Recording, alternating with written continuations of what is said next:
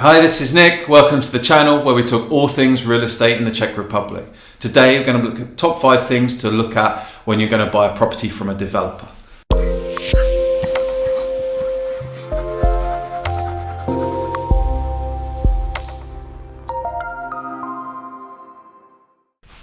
So the first thing is to look at exactly what are you buying. Now this is potentially easier if the property's already built, because you should be able to see what it is that you're buying with a house, like how big the garden is. But it's always good to double check the land registry versus the actual what you see. You know, sometimes fences aren't in the right place, sometimes garden measurements aren't exactly what they should be, and the same with the house as well. If you're buying a property off plan, it's good for you to really check what you're buying, because of course you can't even see it yet, so you need to know how this will look in the future and how the arrangement will be.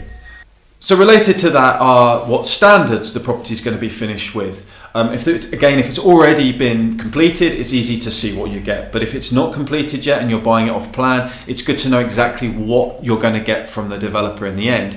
Most properties don't come with a kitchen, but there's different versions of how that can be finished off. Are you just going to have a bunch of wires coming out the wall and a bunch of pipes in the side, or are you actually going to have positions for your sink and your appliances to go in?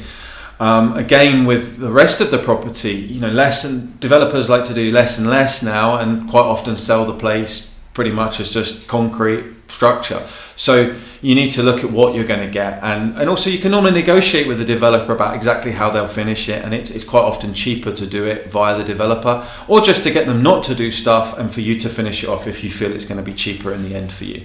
It's always good to look through the contracts thoroughly to see what responsibilities the developer has and what responsibilities you have as well.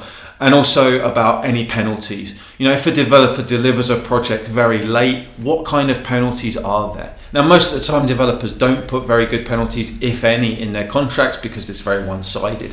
But it's always good to negotiate these things in advance if you can. Financials are also really important, and developers kind of work a little bit differently to other or property purchases in general.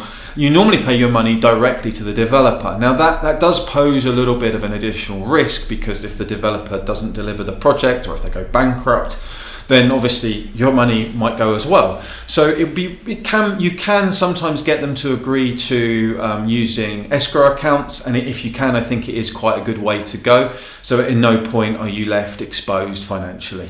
The last thing is the inspection of the property. Now, if you're buying it from a developer and it's an ongoing project, hopefully you'll be able to visit it in stages and check that the work being done is being done properly, or notice any issues. And it's always good to use an expert if you can. If the property is finished, then you're going to have to just surface check the property. But it's really important that you make sure that the developer does everything before you hand it over, before you sign the handover paperwork. Because after that, it's very hard to get developers to come back and actually repair things. It's much better if you have the leverage of your money still waiting to be paid for them, and make sure everything's done properly before you sign. That's all for today. Looking forward to seeing you again soon. Bye-bye.